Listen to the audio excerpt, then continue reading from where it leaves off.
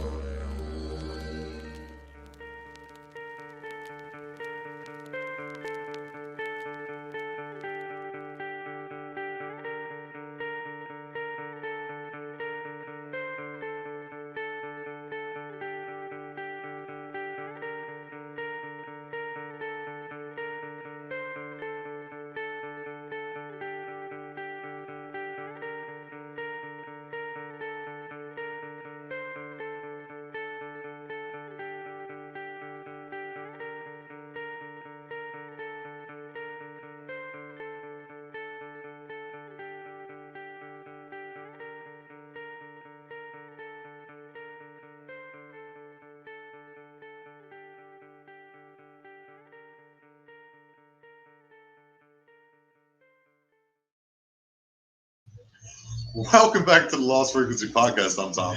And I'm Shorter. Right. Today we have on Mr. Ernie, I hope I do not butcher this, Davieau. And he's got an incredible story for us today. So yeah, and we're back to using Tom's computer today because my computer, of course, is just like it's been, having issues, but there's one on the way. Welcome back to Windows 98. And dial-up. Yeah. So as you can tell, we're on Facebook. We're on Facebook too, but we're on YouTube right now. So do us a favor, go down there, like, subscribe. You know the deal. And hit that bell for notifications. Yeah, so you can watch more of your favorite episodes of Ryan and I. You can also find us on, like I was saying, Facebook. We have the Lost Frequency Podcast on Facebook, and that's where you can contact us. You can see all the group. We're talking about things. We got things going on. And we're going to be more active on Instagram here, too. So if you're one of our Instagram, we'll start putting our lives on there when we start doing them more, which should be in the new year, kind of our little resolution. We're going to start doing more lives. Yeah, once I figure it out, Instagram is still a mystery to me. It is a little bit for me because I'm more of we're more of the Facebook kind of thing. Yes. You know, we discovered Reddit recently, so we're also on Reddit. That was pretty good. That one I can understand a little bit. It takes a minute, but it's not that bad. But Instagram is a complete another mystery. Yeah, I agree. But hey, we'll get there. Here we are. So let's get on with the show, huh? Yeah. So without further ado, let's bring on Ernie. How you doing? Great, Ernie. Thanks for coming on to the Lost Frequency Podcast. Thanks for having me here. Fantastic. All right, Ernie. Fantastic. Great. Glad you're here, man. You were here early too, so it's a rarity for us. We enjoyed that as well. Why don't you do us a favor, or do our listeners or our watchers on YouTube a favor, and introduce yourself a little bit and tell us where we can maybe find you.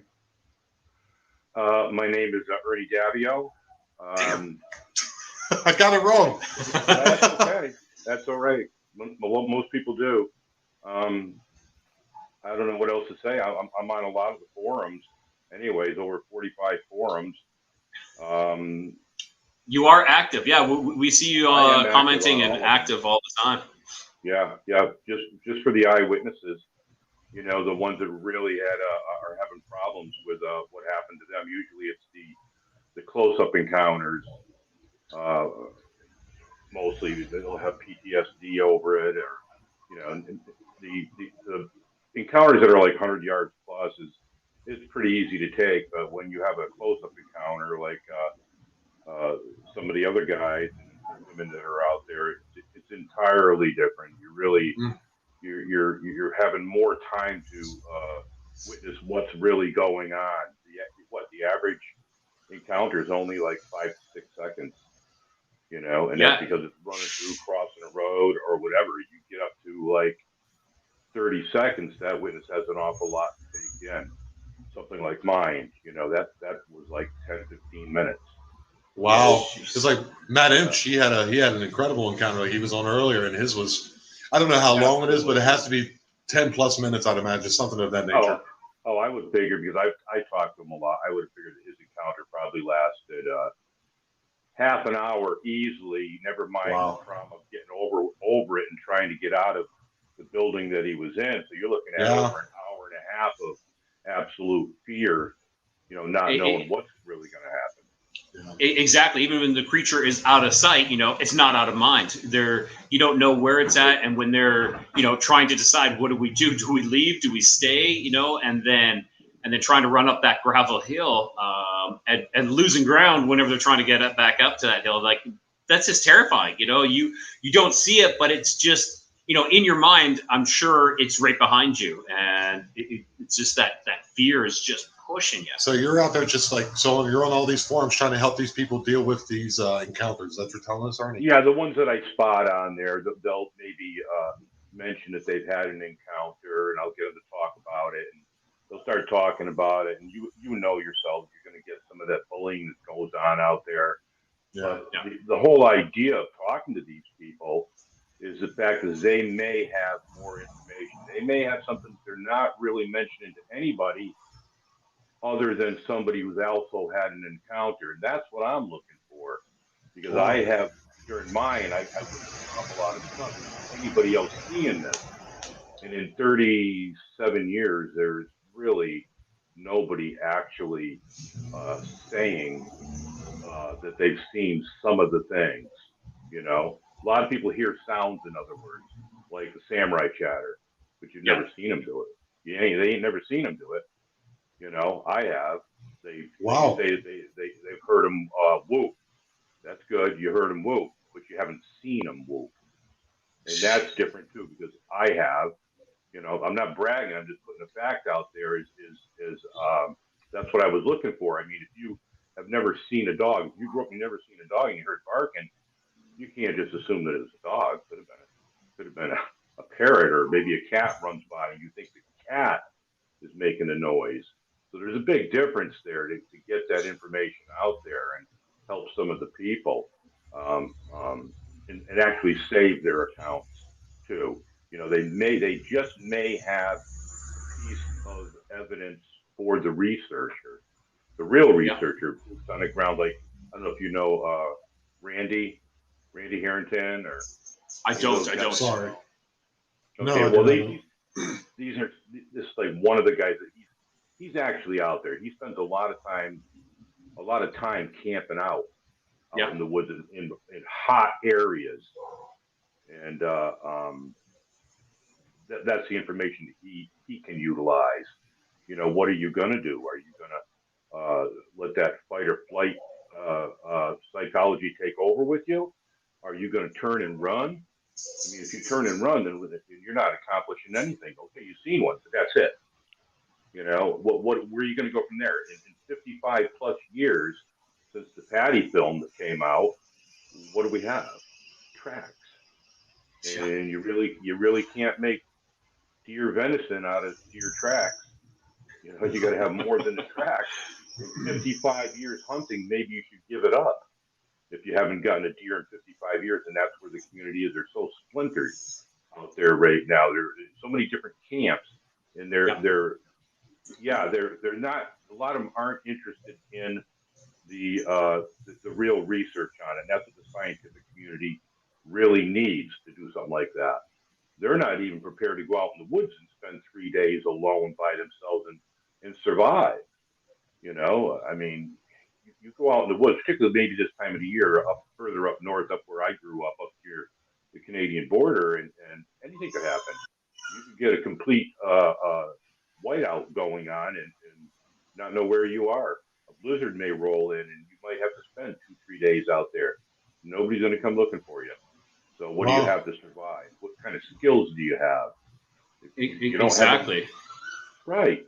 Maybe you want to go down to Florida. Well, good. What kind of snake bite boots do you have on? That's true. How prepared are you for the excursion that you're going on? And sorry, Ernie, whereabouts are you located? You said you're near the Canadian border? I was. That's where I grew up. Okay. I lived in Ohio now. But and my encounter happened in the state of Massachusetts. Okay. My hometown where I was born was in Massachusetts, in the Berkshires, the Pioneer Valley, they called it. Okay, and then sorry, I don't mean to jump back, but I'm just going to jump back. That you're talking about PTSD. That's something a lot of people overlook. Like maybe as just a an average listener or someone who is watching these videos, you know, that they don't really take into account that these experiencers are like, you know, this is something that is terrifying. This is world shocking, you know, and it's going to rock your world. And they also don't take it seriously. Like if you're a person who goes to a war and you come up with PTSD, at least they acknowledge the fact that you were in a war and combat and seen some things. But if it's something that they do not take as real, they might even make fun of you. So not only do you have the PTSD, you're also not taken seriously. And there's people out there like us and you who are there to listen. So I think that's a good thing. Yeah. That's a great point, actually. I never even thought of that, considering like people would, you know, think it's a joke. What, you got PTSD from seeing Bigfoot, you know, or Dogman? Haha. You know, but I didn't even think of that, you know, because of course I'm accepting it that is a thing, but you know, that's crazy. Yeah, I didn't even think of people not accepting that. I think it's on the level of like drug addiction. A lot of people say, why don't you just quit? Well, you can't. Your dopamine levels are all messed up. You need it to maintain those dopamine levels, you know, or your adrenaline levels and things like that. Your body actually needs it.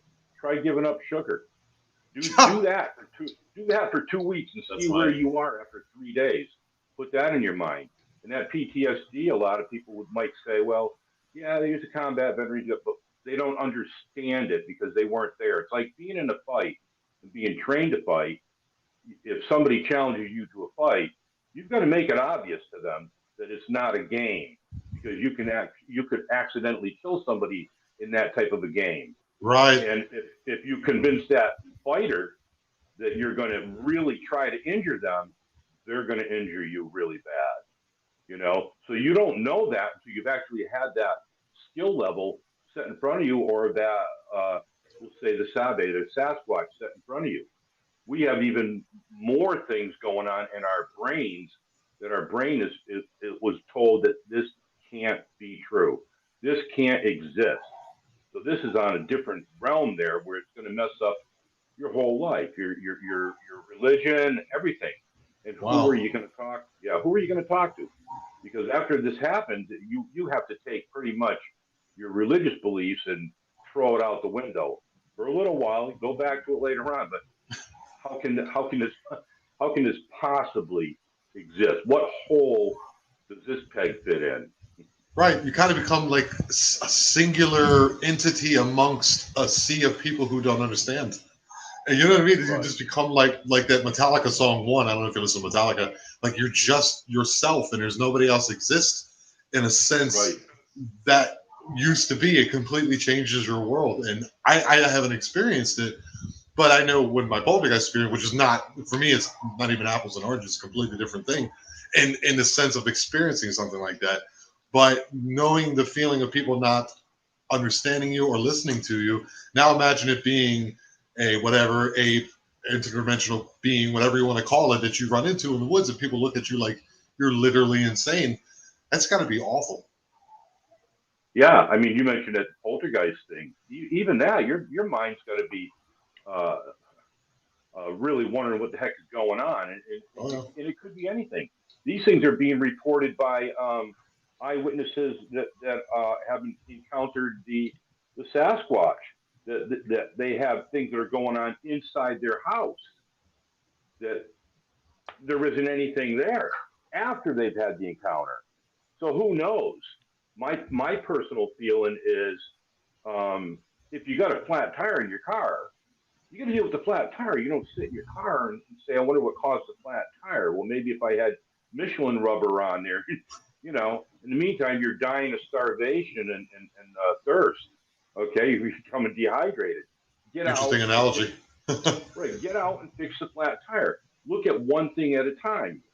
You know, you can't just decide you're going to jump into a book and understand the whole book as you opened it up in the middle. That's not going to happen. You've got to go from point one all the way up and through, and try not to be biased, try not to form any biased opinions on it. Keep your mind open, you know, and learn how to talk to an eyewitness, and then learn how to be diplomatic when you're speaking with that eyewitness. You know, don't go blabbing it out to everybody, because you're going to get those people that are out there that they're going to listen and they're going to go, okay, let me see now, I shouldn't be wandering my eyeballs up to the right or over to the left or breaking out too much in the sweat. Or am I right? You know, Yes. there's people out there like that. They'll take these eyewitness accounts and write them down and then look for something either in AI or something else and then put it out there and then draw red circles, 30 red circles that looks like your eye doctor's chart. Yep. There. Thank you. Yeah. I'm not saying it is, but do you see anything there? No, sorry. No, I don't. I don't. I just got new glasses, Yeah. $1,000. I'm not seeing anything. I need to bring them back. Yeah, exactly. Well, Ernie, why don't you go in and tell us where this all began for you? Sure. This all began, and keep in mind, I didn't just jump into the research thing. I researched my own, me personally. Why me? What happened to me? The whole complete area that I was in. Has anything ever happened in that area? And as it turns out, I was in an epicenter. A lot of things happened in those woods up around that area there. And Matt Emsch, Planet 412, he'll be talking about that. Yeah, he'll be talking about that in the future. They've had the newspaper, the town newspaper, I should say the city newspaper. Okay, they had 2 deaths reported in that area where the hunters were both found with their necks broken. And then probably about 10 miles away where I grew up, another one, neck broken up around there. This is along a section of the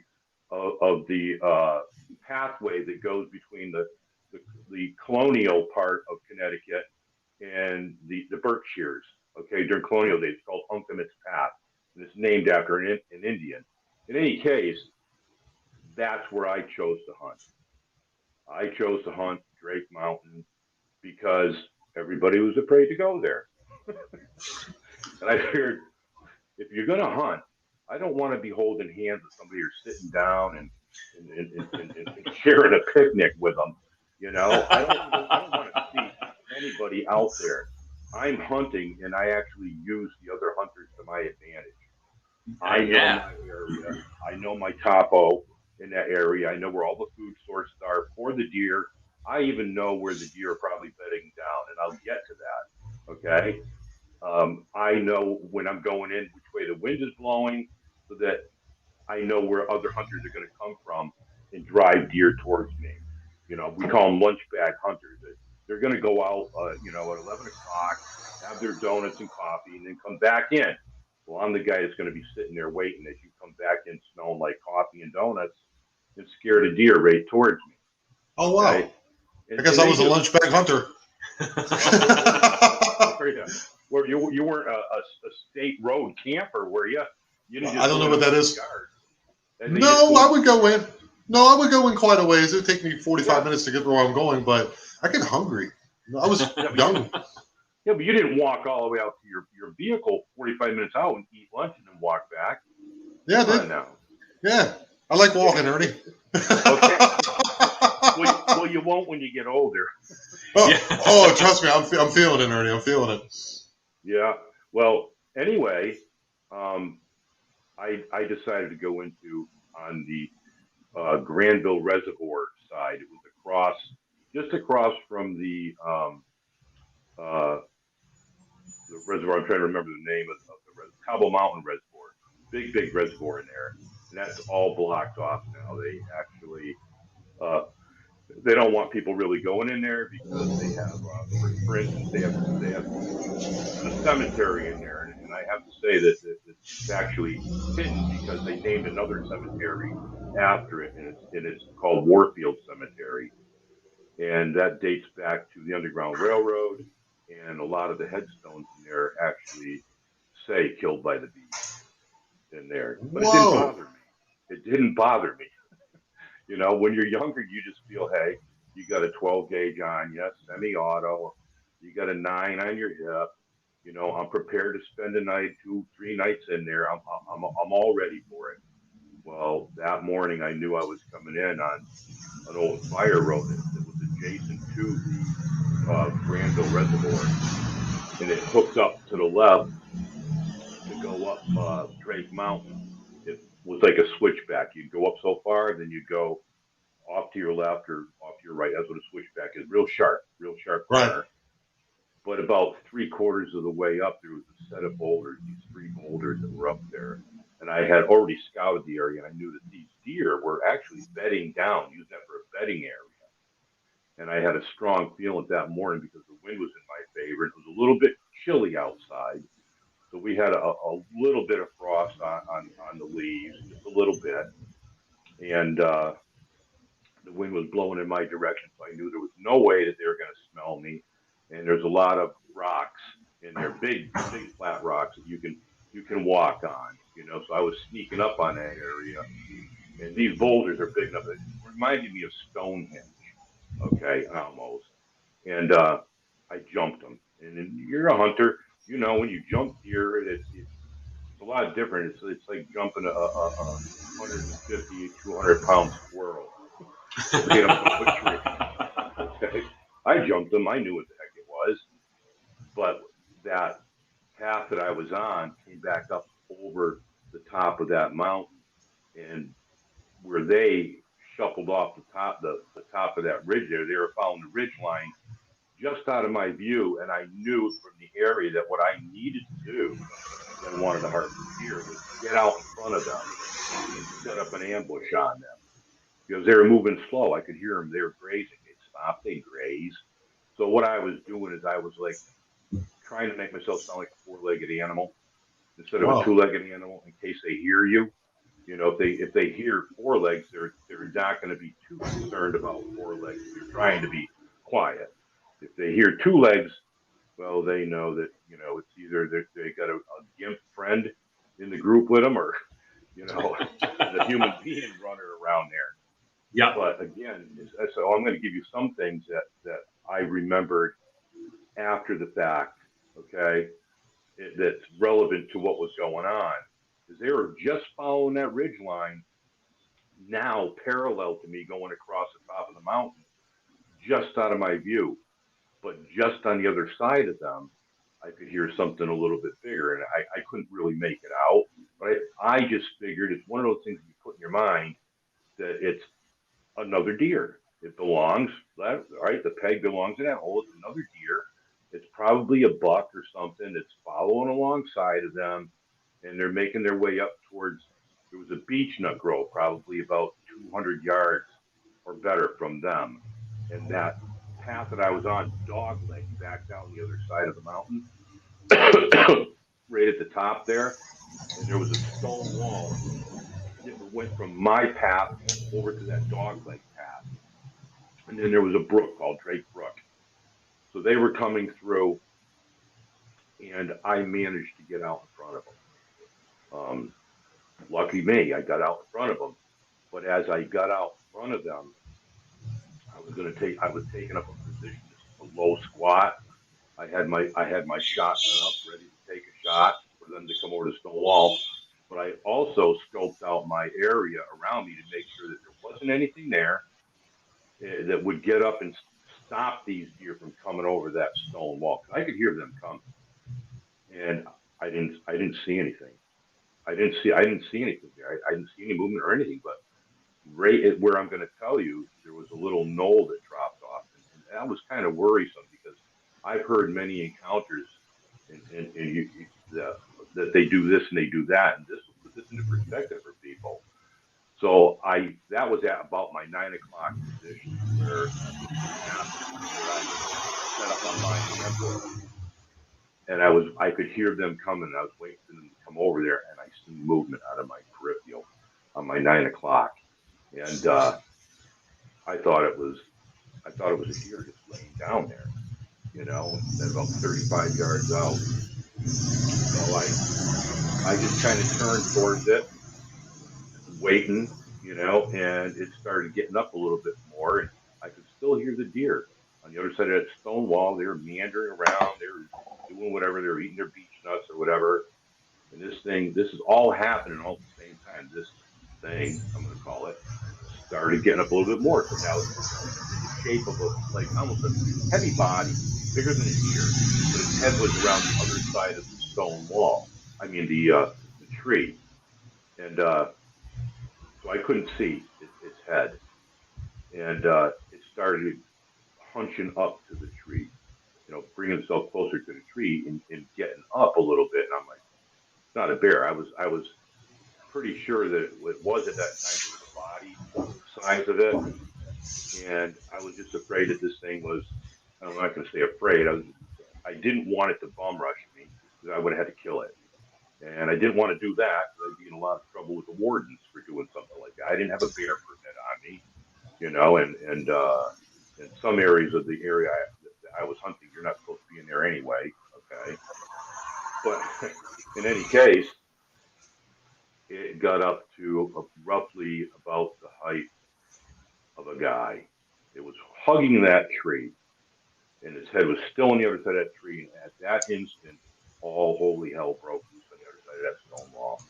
It was a knockdown, drag out going on there. I didn't just hear branches snap, and I heard tree limbs snap, and I heard boulders hitting boulders in there. I was pretty sure that something really bad was going on with this thing, trying to keep an eye on this thing, because I was afraid that if this is a guy, he can't see me. If a deer does come over that stone wall and runs between him and I'm going to get shot. Right. Yeah, because they love Massachusetts. They just love to use that buckshot, and I don't want to get pelted with buckshot in any part of my body. So I just scooched up just a little bit, maybe a foot and a half, 2 feet up, still listening to what was going on over there, figuring this guy, if he does get his head around my side of the tree, he's going to see me in his peripheral if a deer tries to go between us, and I'll probably survive. Well, what had happened is this thing was really hugging that tree. I could see the full size of this thing, and it just totally took me aback. Like, I couldn't put it in a peg at that instant. I don't really know what this is. This is the biggest man I've ever seen in my life, and I used to fight. I've seen some big guys. I'm a runt at 6'3". My fighting weight was 174 pounds. I was a lot younger then. Okay. And I wasn't really afraid of anybody. I knew the size of the tree. And this thing was just huge. So I was looking at that tree for a little mark on the tree, maybe a little leaf or a limb or something. And I spotted a piece of moss right at head level on him, maybe an inch below or an inch above. I don't remember that, but right where I needed it to be. So I figured that I'm going to go over and measure that. If I live through this or whatever is going to happen here, I'm going to go over and measure that. And that's when this, I'm going to call it a thing for the moment, because that's what it was for me at that time, was thing. It was no longer a man, because like I said, I've never seen a man that big, ever. No way. And it swung its right leg to my side of the tree, swung its head around my side of the tree like it was going to come around my side of the tree. And it was holding on to the tree with its right arm. And it looked directly over that stone wall, and it caught me in his peripheral. Right at that moment, it caught me in his peripheral. And it looked back over the stone wall, and it snapped his head right straight back at me. He couldn't believe that I was standing there. And it was at that moment that I didn't need a picture or anything like that, because it just didn't fit anything that you can imagine. What it did fit was Neanderthal. It fitted Neanderthal precisely, Native American, African American, absolutely huge, absolutely huge. And that mark that I put on there, I did go over there and measure that, and it came up to 7'8". 7'8". I stood next to that tree and put my hand on top of my head, and then I stepped back a little bit and measured up from my hand. I looked at it and I said, geez, I think I got to run. I heard some stories. I thought these things were like 15 feet tall, 30 feet tall, and but at 7'8" tall, trust me, that's a big man, and anywhere's north of 500 pounds, but less than 600 pounds. I'd say probably 550. That's talking to other guys and stuff, you know. But I was thinking in my head that, you know, I'm seeing a Sasquatch, and uh, okay, and this is what I don't know what's going to happen, but you know, hey, if somebody, I can tell somebody and go down a local bar and say I saw a Sasquatch. No, mm-mm. No, this thing had to do something that I had to really, really think about. Like, give me a freaking break. It faced off to me. I had my 12 point right at its chest. But something told me that that knockdown drag out over there wasn't a coincidence. That there was more than one. That he was definitely sitting on a pinch point. He was definitely sitting to ambush. They were driving deer into him, and if one of them got injured and come running, he'd be able to pick up the chase and kill it. It was very obvious, but he totally faced me, looking directly at me, 35 yards away, and put both his palms out towards me, elbows in, chest level on his palms, about like that, fingertips straight up, and pumped his hands twice. And I'm saying, oh God, if there's one thing you want to listen to somebody say they see a Sasquatch or a Sabe or whatever you want to call them, okay? But it's entirely different. This, it's entirely different now that this thing did something like this. Now remember, when I first came out and I said some of these things, I'm giving information here to tell people forget the freaking cracks. It's time you take the next step, because that's exactly what this thing did. It proceeded to walk towards me.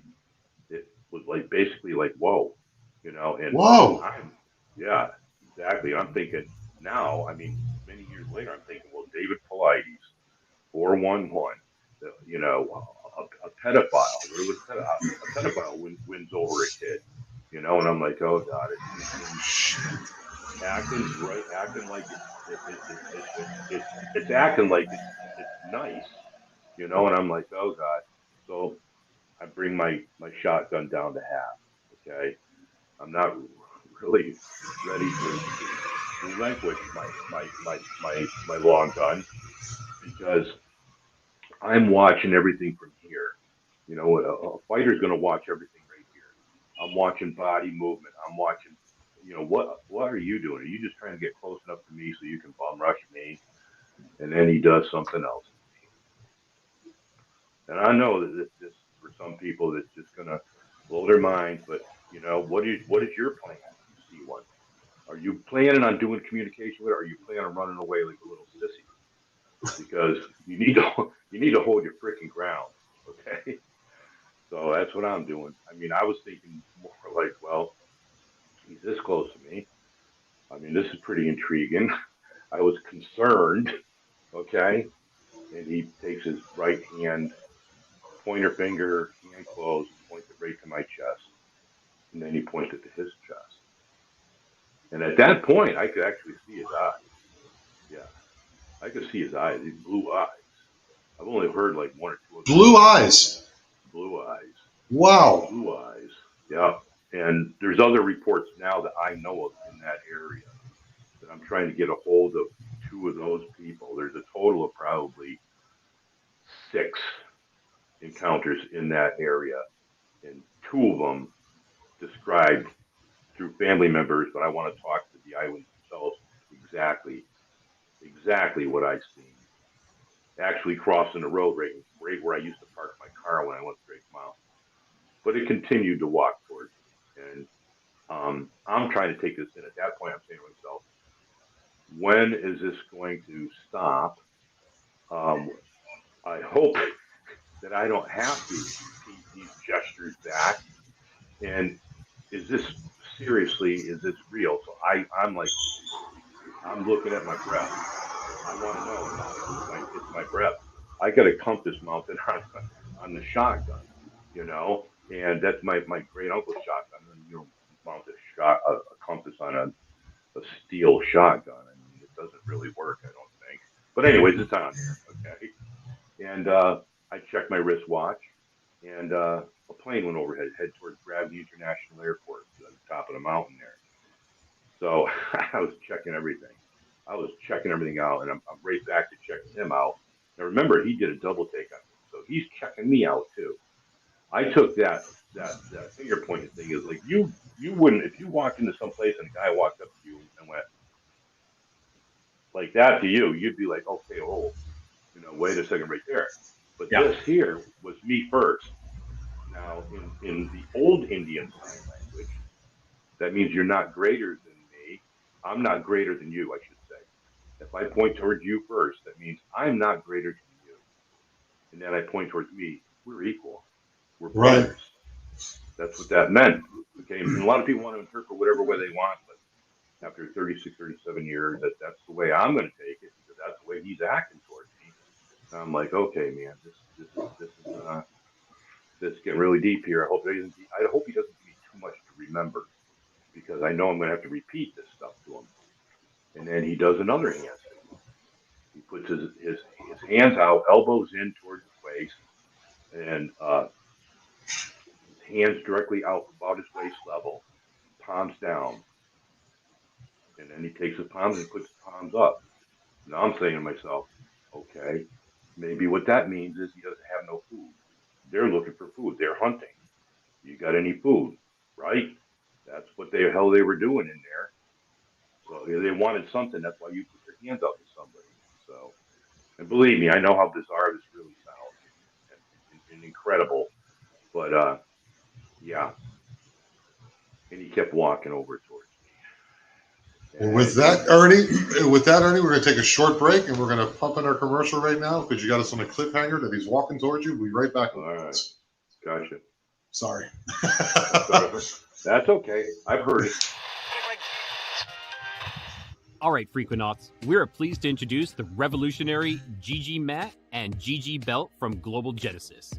The GG Mat is your ticket to a transformational journey right in the comfort of your own home. Did you know that countless Americans have found solace with it in helping with cancer, autism, autoimmune disorders, and in general pain relief? Yeah, let's not forget that they also helps with sleep issues. Without a good night's sleep, you're going to be pretty much useless the next day, which means you're not going to be able to work. No work equals no money. No money equals no ghost hunting tools.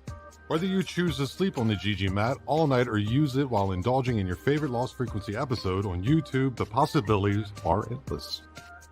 But that's not all. Let's look at the GG Belt, which takes therapy to a whole new level.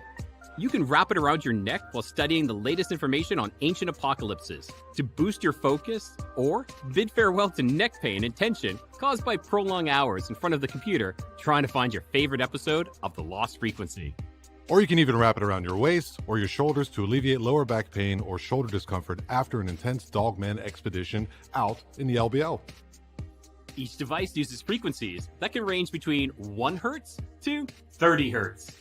It also has pulsed electromagnetic therapy, which has been approved by the FDA for over 40 years. Don't waste your time with near infrared. Global Genesis uses far infrared to penetrate deep inside your body where it's actually needed. The mat and belt are the superheroes you didn't know you needed. With their grounding ability, they're able to help in resolving blood clots, poor blood supply leading to strokes, dementia, Alzheimer's, or diabetic foot. Man, with all that going on, the only reprieve would be watching The Lost Frequency while using the mat or belt. And lastly, they use real quality gemstones. Makes you think of Indiana Jones kind of stuff, doesn't it? And we got a little something for our Frequenauts. If you use the code TLF50, not only do you get $50 off the mat or belt, you also get free shipping. To take advantage of this offer, please go to www.globalgenesiscomp, that's COMP.com. The link will be provided in the show notes. Now, back to the show.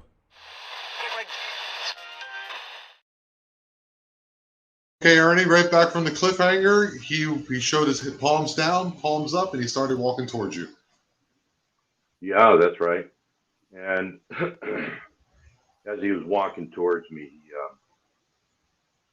he did something else. He pointed to my left over my shoulder with his right pointer finger on his right hand, and pointed to the other side of me over my shoulder to the right side, left and right. And he continued walking over. He was pretty close at that point. And as he got up close to me, and I'm going to tell you how close he was. You can imagine.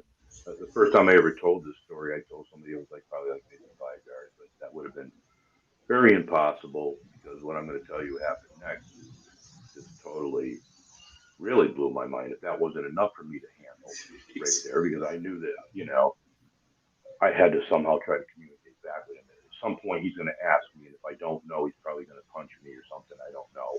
He's going to get angry, you know. he put his hand out in front of his palm up, so that I had to look down at his palm, and that was disturbing to me. So I started sliding my hand down to my handgun, and just as I got my palm on my handgun, you know, the inside of my palm, I didn't have a purchase on it. I just had the inside of my palm. I thought he was trying to distract me. He pointed to his palm and tapped his palm. He wanted me to look at his palm, and so I did. And what I seen in his hand was exactly like our hands, exactly same markings in his palms, except for one thing: he had no lifeline. There was no lifeline there. So, and I've heard stories of people who say that there are people out there who don't have a lifeline. That's cool, you know. And I've had people tell me, you know, did he pop through a portal or no? I'll get to that. Can he? I don't know if that one can. Maybe some of them can. Maybe some of them can't. You know, who knows there? You know, but I took it as my key to repeat some of the things back to him, and I repeated that. You know, we were brothers, and that I didn't have any food. I didn't eat the one that I wanted food. That's what I figured it meant. You know, because I knew that if that's what it meant, they didn't have any. Well, in theory, because they had a knockdown drag out there. And then I pointed to his left, or tried to point toward his shoulder. I was below his shoulder, just to let you know. Okay, at 6'3", I was below his shoulder. He's a big guy, and I mean he was buffed out. This thing was buffed out. Okay, where you have hair on your arms and on your forearms, they do too, in the same exact spots. On your, if you turn your arms up, your palms are up, and you look at your forearms, you've got less hair on your forearm there. Same thing with them, except their skin is really dark. And some people, like, they have dark brown hair, and you think it's black hair. Not this one. He had dark brown hair. He had extremely dark complexion, like I would say, like dark Jamaican. So it looks almost like a black. So if he's at 50 yards, you're going to think that his hair is black. You're not even going to know where the hair starts or ends. And yes, the hair. I've had people ask me, well, how long is the hair? And because they themselves have had an encounter, and they know, or they've talked to somebody that has, and it seems like everybody's consistent across the board on that. But I pointed to his left and to his right, and then I think I might have pissed him. I kind of made him mad a little bit in a way. And he kind of given up on me or something, because he nodded at me, and he took almost a quarter turn towards that stone wall, still standing where he was. He took about a quarter of a turn facing that stone wall. He put both his hands up to his mouth like a megaphone, like you would yell to somebody, and he whooped. Nobody's ever seen him whoop. Nobody's ever seen that. So how am I never, you know, I didn't know anything about these things, you know. And he whooped 3 times, and in between each whoop, it was a second and a half. So it was very deliberate. And I'm like, okay, like I'm saying to myself now, like, this ain't enough. this ain't enough here. He's got to do this now. And then he looked back at me and went like that at me again, turned back towards that stone wall, and he whistled. And I can tell you right now, he sounds just like a guy that if you're hunting with other people, you whistle back and forth, exactly like that, exactly like that. And your other members of your hunting party will know, hey, over here, or whatever. He whistled exactly like that, and he took his right arm and he pointed back in the direction that he just came from, like he was telling somebody, but being as tall as he was, he can see over there. He can see something I'm not seeing. Then again, he looked back at me and nodded his head towards me, and he turned and he walked off towards that area. He was out probably about 55 plus yards out there in that same line of sight where I first spotted him at the 35-yard mark, and he stopped. And at that point, I heard another one coming. It was like I don't know if you ever heard a moose coming through the brush or anything. They can make a racket, and this thing was coming from where them deer just got ambushed on the other side of that stone wall, and it was running through them saplings. It was tearing the hell out of them, and it was coming. And I've shot deer on the run, and people want to say, well, it chased me out of the woods back to my car, but it didn't catch me. I was able to get my car. Dude, he could have tore the door off your car and beat you with the door. Okay? You are not going to if you can outrun a deer, then maybe you can outrun this thing. But at 500 plus pounds in the condition that I seen this thing in, nah, it's not going to happen, for God's sake. He could pick up a 40-pound, 50-pound boulder off the stone wall and let you get a 40-yard head start and probably peg you with it. I wouldn't. No, you're not going to outrun one. And this thing, anyways, he came over through those saplings. He crossed Drake Brook, and it was like watching a parkour runner. That's exactly what it was like. This thing was so smooth, so agile. I mean, if you've ever tried running yourself in the woods, you get to know the woods, and it's fun when you're younger, running through the woods and jumping over things. This thing was just like smooth as silk, straight out running, no bobbling or bouncing, just straight over to where that big one was. And this one was the cinnamon colored one, and it was a little bit above his shoulder, but still shorter than him. And the two of them are kind of like facing each other, quarter turned towards me, and now I'm hearing something else. I'm hearing that samurai chatter. I ain't never heard that before. How the hell I didn't know anything about these things. Years, not even years later, I'd say not even a year later, I was starting to investigate and all this stuff that happened to me and everything, and I come across the Sahara sounds. And I'm telling you guys right now, I just wanted to just reach through and grab Ron Moorhead and shake him. So, do you know what the hell you have? That's them. You didn't see him, dude, but you know that it was them, or it's a really good assumption. I've seen them do it. And these two things are standing there having a little chit chat. Well, I know what they're chit chatting about because the big one points towards me, like he's throwing me under the bus. Yeah. And the littler one he had to scrooge down a little bit and look underneath this little sapling branch that was sticking out on his side. They look at me and he does a double take on me. And I'm like, this is unbelievable. Who's gonna believe it? I might as well said I seen fairies out in the woods. I mean, this was, you know what I'm saying? To see this one is one thing, but to see it do all of this. So that was my my thought for the past 36, 37 years. But then he also does something else that shows a level of intelligence, and that's a big thing in the community right now, in the scientific community. How smart are they? Well, I can tell you, they're smart enough to set up a pinch point. They're smart enough to ambush. They're smart enough to use a tool, even though people say they don't use tools. Well, if you want to kill something with a boulder, that's a tool. If you're going to beat them with a tree limb, that's a tool. So let's leave it that. They know two tools, okay, and they can communicate two different ways. The Native Americans when the Apaches met the Hopis, they didn't speak Hopi, nor did they speak Apache. How did they communicate? Sign language. But try finding that. That's very old sign language. None of them did. The fur traders, the trappers, the voyeurs, when they came from Canada and traveled through trapping and everything, how did they communicate? They had to use sign language. So here's this thing standing there and having a little chit chat about me.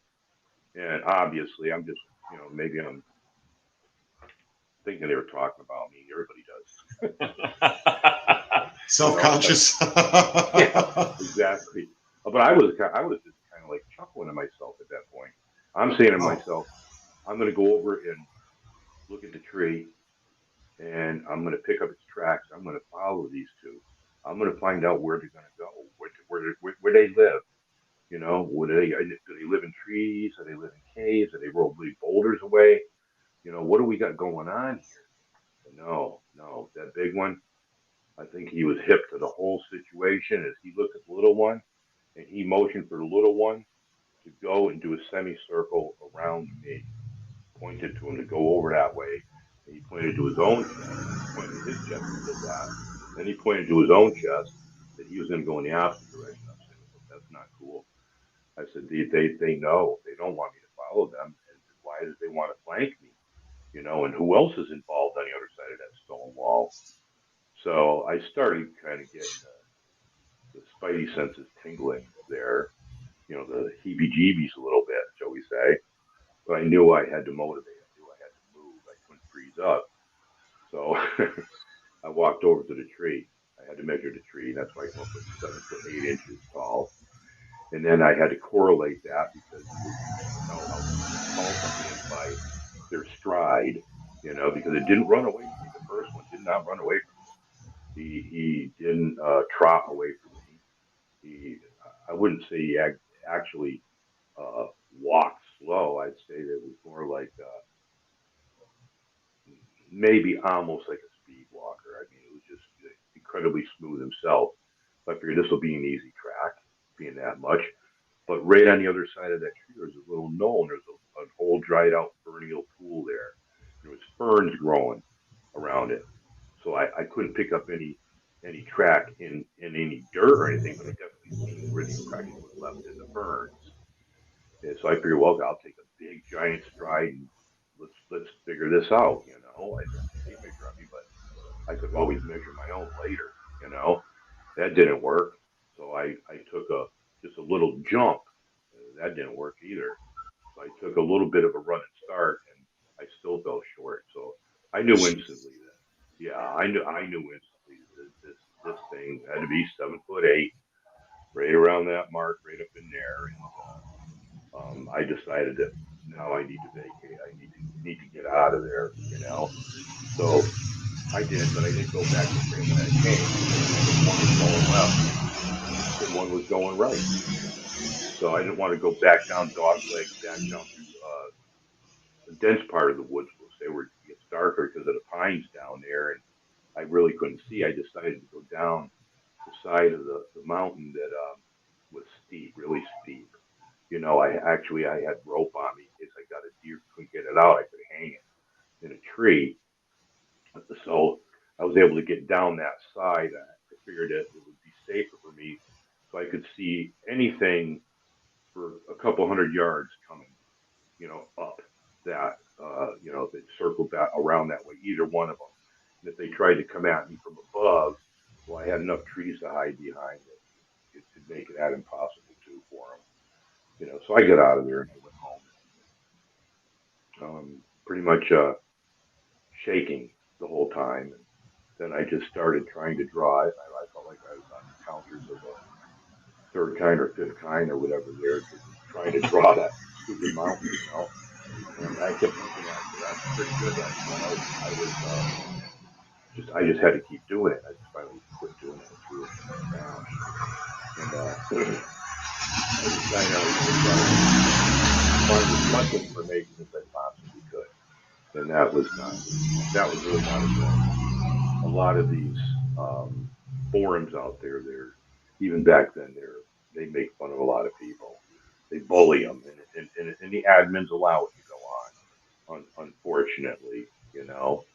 So the information that I gave on them was, this is sufficient information that you should hold your ground and you should try to communicate, because the mountain gorillas would have never been found had one lady listened to an eyewitness about them mountain gorillas and then gone in there and tried to communicate with them.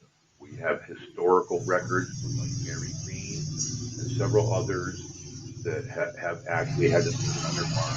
I know of some of them.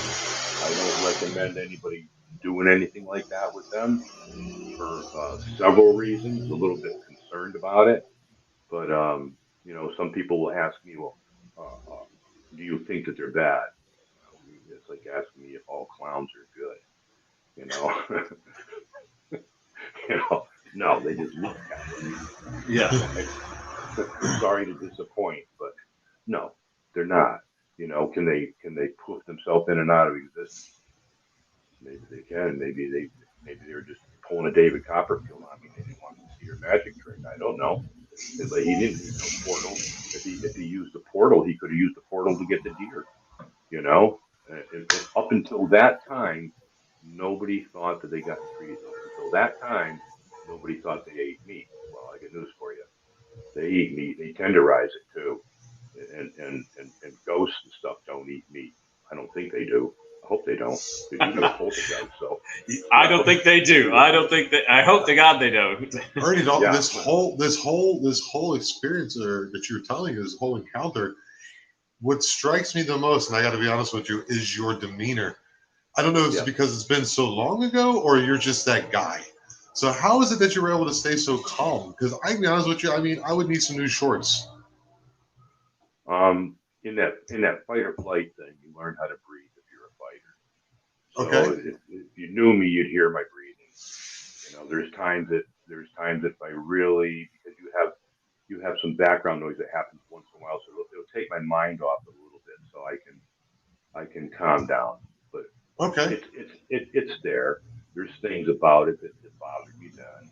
I think I've told it so many times on a few other podcasts and stuff that it's easier for me now. The first one, I was almost hyperventilating over it.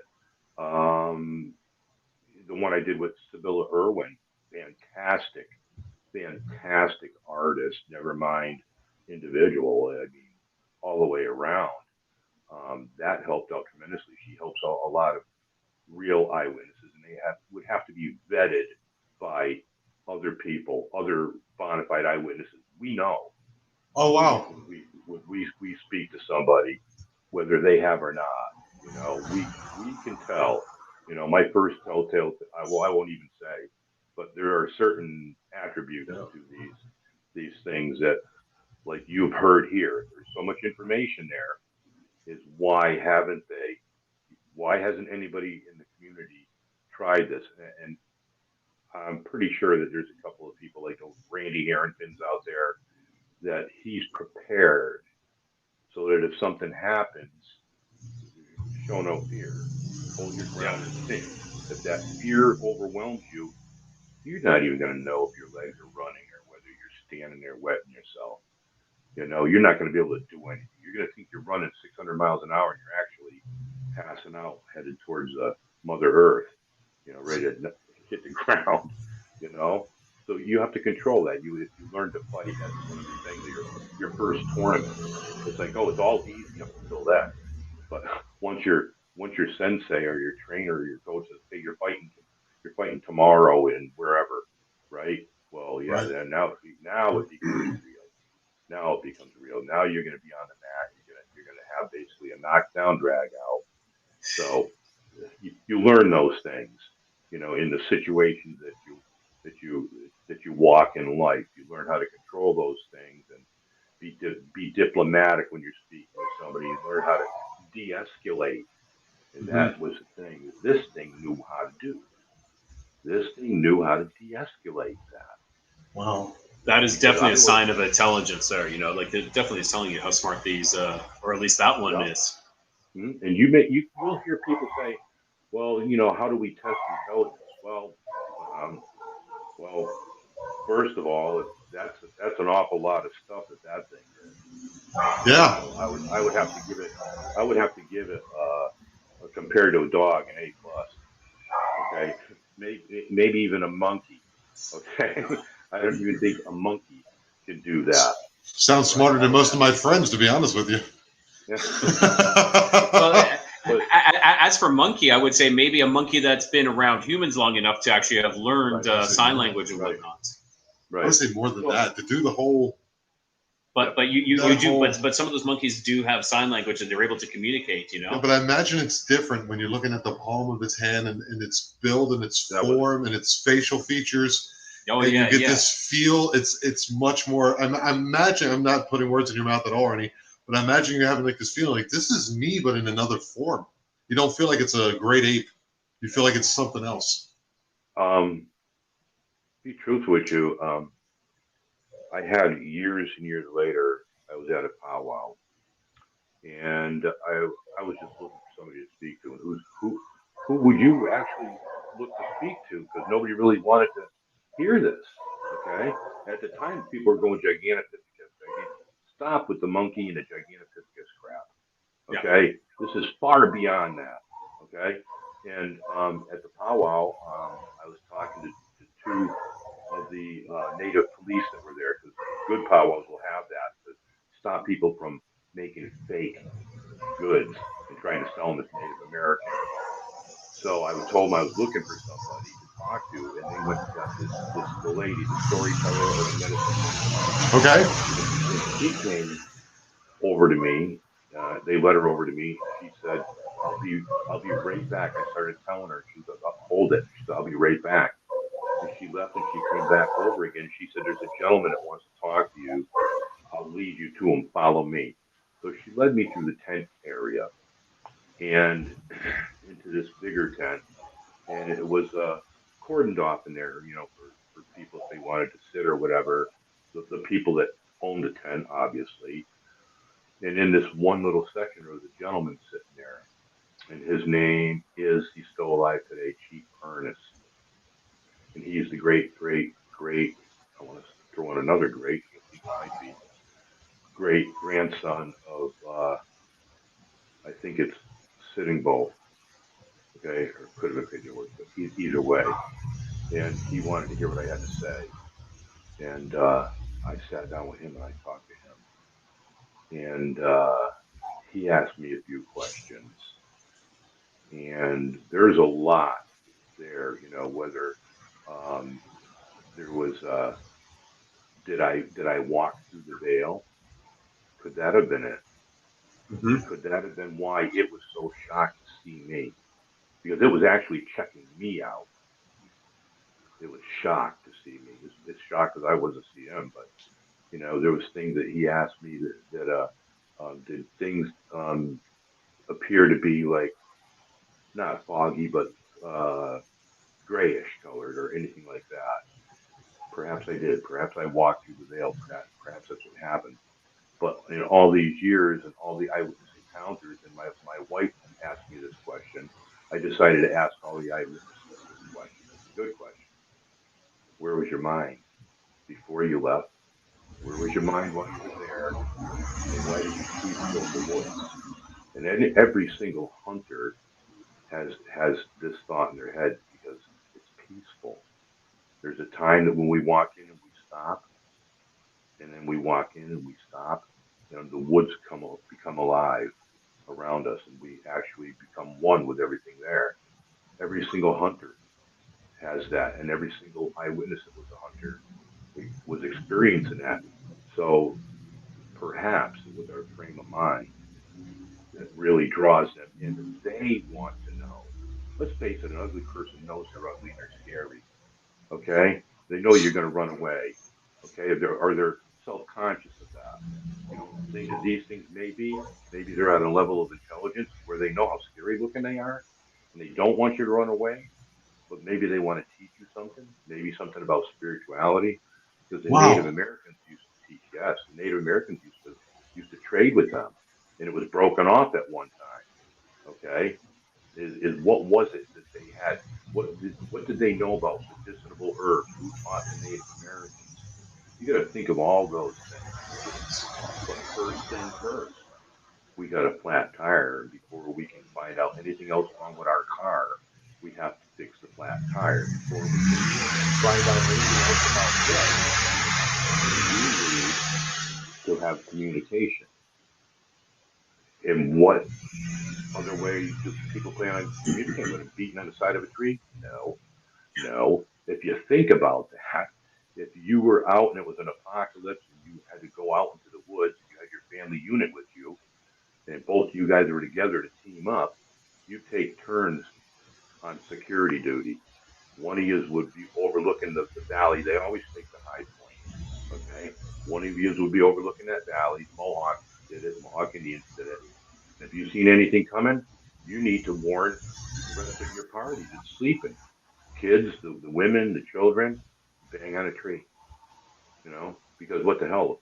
Us human idiots are just going to bang on a tree anyway, unless we know where we are. We're going to run around banging on all the trees while we're trying to figure out where you are. Playing hide and go seek with that. Have you had any other encounters, Ernie, since then? Oh, since then? No. No? Not really. No. And when was sorry? I'm not sure if you said this. When was since then? So when was your actual encounter? 86. Yeah, 86, 87, right around there. Yes, I can do math. I mean, we've had. I don't count anything else that's happened to us as in that realm, because that's pretty much it for me. People ask me, you go out looking for them. I don't need to go out looking for them. So I don't want to come across a rogue. One that's rogue. How do I know this thing is not kicked out of the family unit and like other animals do that, and he's looking for a mate? Here I am in his area, and he's looking at me like, hey, we can't have this going on. This guy's walking around, and I got to get rid of him somehow. But what about like other senses, like smell? Was there any smell associated with this, or? Funny thing is that another friend of mine, Dave Groves, okay, he had a close encounter, and he described it the same as me, pretty much the same as me.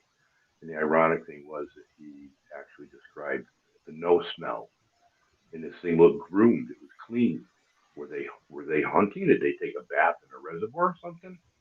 It looked clean. It didn't have dirt on his hand. It didn't have dirt underneath his fingernails. It looked clean.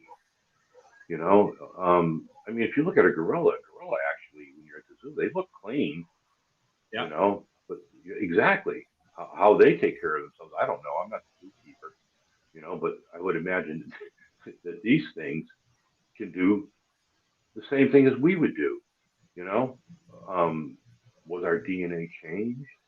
Was there a splice in there? Yeah. We show that the human DNA has been spliced. There is a break in our DNA. Could that be part of it? If people want to go towards the Nephilim side of it, do you know the actual word Nephilim? Do you know what it actually breaks down to? It's dirty people. You have to go across all. You have to go across all that. You can't be biased and look at one single portion of it. The Ohio Valley in itself is incredible in history on these ancient mounds.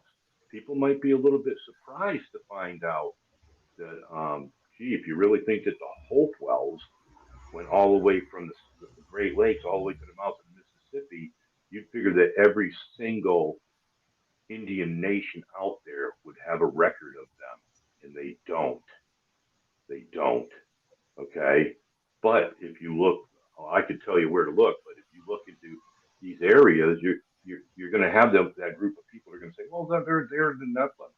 No, you've got to be able to speak understand a little bit of Greek, Latin, or whatever. Understand a little bit of Hebrew, because the funny thing is, even though that when they hear the samurai chatter, there are words that and other people said, I swear I could pick up, because one of the things in martial arts, you have to learn Japanese, a little bit of it, in order to take your tests and stuff. If your style does that, which my style did. But I was hearing two distinct things. Is I thought I was anyways. I thought I heard a word in Japanese, and I thought I heard something like Hebrew. But here's the odd part now for everybody. The Cherokee, you better look up their alphabet and compare it to the Hebrew alphabet. You may find something very strange there. And indeed, if they had contact, which everybody else did too, that really shows a form of intelligence. They actually can do a lot of things. They can mimic your voice. They can whistle just like another human being. And they do play games with you, throwing pine cones at you. It's just meant to chase you off because they know that you're really flighty, that you scare easy. We can just make you like watching the Ghostbusters on TV, where they would always go, "Did you hear that?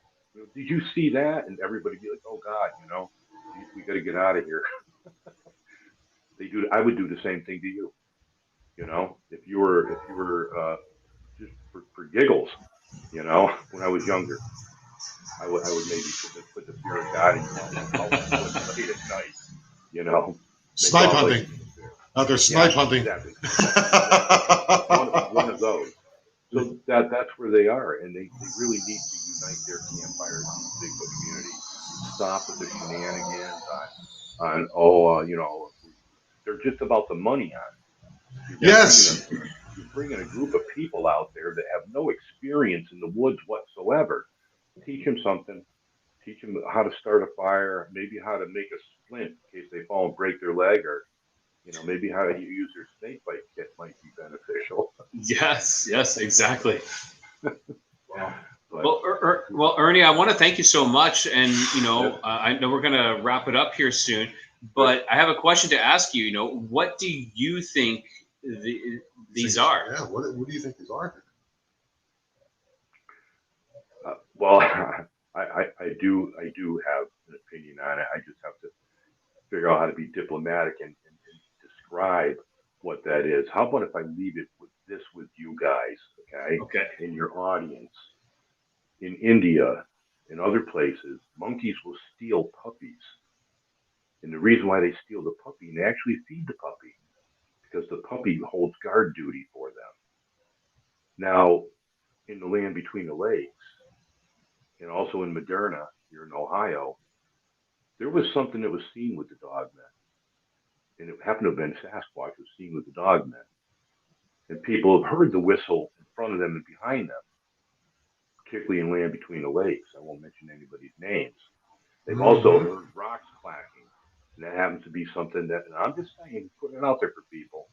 What if they actually habituated the dog, or one of them, or two of them?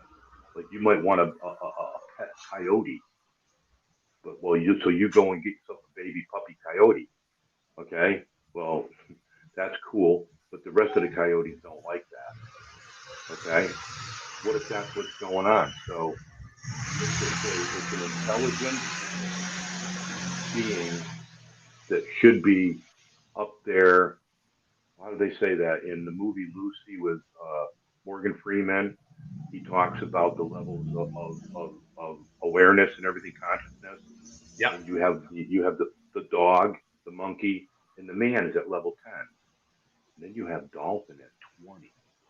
We think that we're it. The dolphin is at 20. You have to understand what happens at 25. Even at 20 is infrasound. 25 is control and environment. What if they can do it? Maybe that's what they're doing. Wow, Ernie. How about we leave that with everybody? That was great, dude. I think love that was that a explanation. great ending to this all. Thank you, Ernie, so very much for coming on. You've been a wonderful guest and very nice to talk to. A very nice gentleman. We really appreciate it. Yeah, it was fantastic. So thank you so much, Ernie. Yeah, you're more than welcome. I almost accidentally forgot tonight. And I happened to have this sitting next to me, and it blinked twice. And I said, what? I said, I better look at that. And I looked at it, and I said, oh my God. I said, I got 15 minutes here. I totally forgot because I'm a butcher. So it's a holiday, and everybody everybody wants an 8-ounce roast because they couldn't afford themselves. Well, we're glad you were able to like look over at your butcher shop bench there and see your clock and notice that you had to be on the lost frequency, Ernie. We appreciate that. I appreciate you having me on the show. Thank you so very much as well. Then. Thank you. Well, that was Ernie. That was Ernie Davieau. Davieau. And I love that account. It's a weird thing to say. Yeah, it was. He Such a was very methodical. Approach. Yeah, Such a level-headed approach. Yep, he approached that and was like he kept his cool during the whole thing. Yep. And well, like you said, you had your encounters, and when you say them a couple times to people who will actually listen, it becomes a little bit more easier with time. Exactly. But still, even though like he explained how he just kept his cool, worked on his breathing, instead of succumbing to fear, and paid attention to like his watch and. Yeah, just the airplane flew overhead at the same time. Yeah, and it's kind of like was. So this is real right now. I'm okay. Yeah. And he just kept moving along, and just moving along. Why don't you move along to the bottom of the screen right here on YouTube and hit that subscribe button? If I could say it correctly, maybe that would have been funnier at the end. Yeah, subscribe and hit the comment. Let us know what you feel about Ernie's, Ernie's encounter, which was phenomenal, and up close and personal, very in your face, very personal. Very interesting, very different from a lot of the other things we've heard. Yeah, it makes me feel. I enjoy his point of view. Yeah. It makes me feel more confident if I ever were to run into one of these beings in the woods. Thank you, Ernie. We appreciate it very much. I'm going to speak for Ryan from the bottom of our hearts. Yep. And we also want to speak from the bottom of our hearts and thank you all, my frequentouts and all our fellow listeners. Remember, you're listening to the Lost Frequency Podcast, where we bring the periphery into focus. Go ahead, Ryan, say something. I know I was going to say something, but I don't have anything to say because I'm still like starstruck, or I'm still like, yeah. So yeah, Hawaiian toast. Yeah, just we'll circle back. We close with good night, good luck, and God bless all of you on the good earth.